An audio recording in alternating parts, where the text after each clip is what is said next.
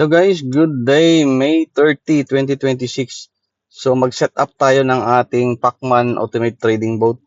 So ganito yung pag-set up niya. Okay, first kailangan check mo muna yung account kung tama yung details.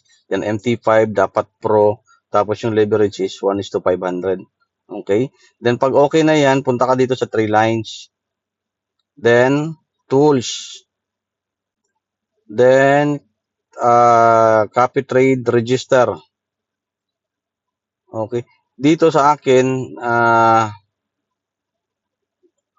tapos punta ka dito sa, yan ang lalabas. Tapos punta ka muna sa register o sa follower. Okay, sa follower ka. Okay. Now, pag follower dito, server, lagyan mo MT5 dapat. Okay. Tapos yung trading account numbers, yung 800. Kailangan nasulat mo na yan, 800, ano yun? 800-46134. Okay? Tandaan mo yun or i-copy paste mo yun, 800 ulit 46134. 800 46134. Tapos yung password, kailangan number yan, may nag-email sa iyo dyan na password. Okay? Ang gamitin mo yung master password pang login dito. Okay? Yun ang importante. Tandaan, ulitin ko, puntahan mo yung email, kunin mo yung master password. Okay? Pero doon sa pag nag-login tayo doon sa ating MT5, sa MetaTrader 5, ang gamitin mong password doon is yung investor password para hindi siya mapindot. Okay? Then next, yung provider, yung sa gilid, pindutin mo lang yan.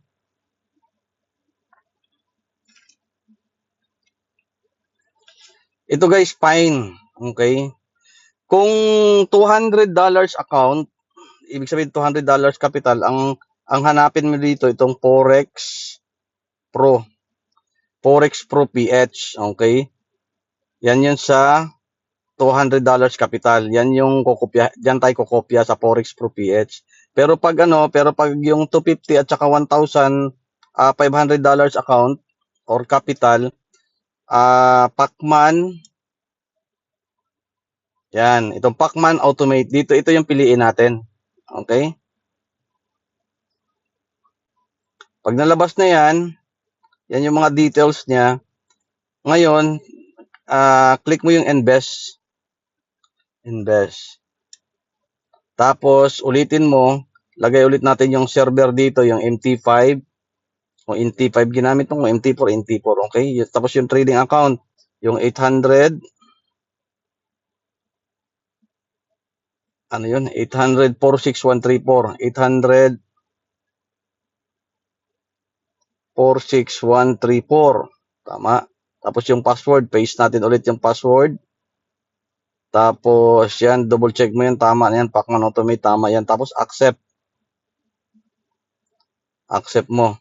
Okay? Pag na-accept na, click mo itong register.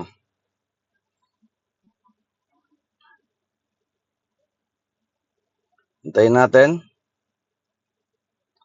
Yun, okay na. Register na siya, ilalabas yan, tapos click mo itong okay. Ngayon dito guys, pag nandito ka na, yan yung subscription mo. Meron kang babaguhin dito konti. Punta ka lang sa baba, scroll down to itong subscription strategy. Bago mo siya i-activate, babaguhin mo itong subscription at strategy. I-edit natin yan. So, click mo yung edit. Tapos ito, auto skill. Okay? Auto skill pag 1,000. Pag $500 account o 500 capital, auto skill ang gagamitin mo. Okay? Pero pag ang capital is yung $250 capital, multiply ang gagamitin. Okay? Tandaan ito ha. Pag pag $500 yung capital, auto skill. Pag 250 ang capital, multiply. Okay? Tama. So ito $500 capital ito, so auto skill. Scale, okay. Then itong ratio number, pag 1,000, pag 500 ang capital, 1. Pero pag 250 ang capital, 0.5 ang gamitin mo dyan. Okay? Tandaan, pag 250 ang kapital, 0.5 ang gamitin dyan at sa taas is multiply. Pero pag 500 ang kapital, 1 lang yan siya. Okay? Then, itong volume, papalitan natin ng risk by rounding to minimum lot. Okay? Then, save. Okay? Compared value pa. Sorry. So, itong compared value, kailangan equity ha. Equity pala yan. Okay, pag okay na yan, save. Now, pag na-save na, balik ka sa taas, action. Yung action, tapos activate. Then, activate mo na siya. So, subscription has been updated. So, okay na yung subscription mo, na-activate na po yun. Okay? So, ganun lang ang pag-subscribe at pag-activate ng ating Pacman Automate Robot, trading robot. So, ganun lang. And God bless sa ating lahat. Sana laging pumaldo at dito tayo makakabawi sa ating mga talo previously. Okay guys, thank you and God bless.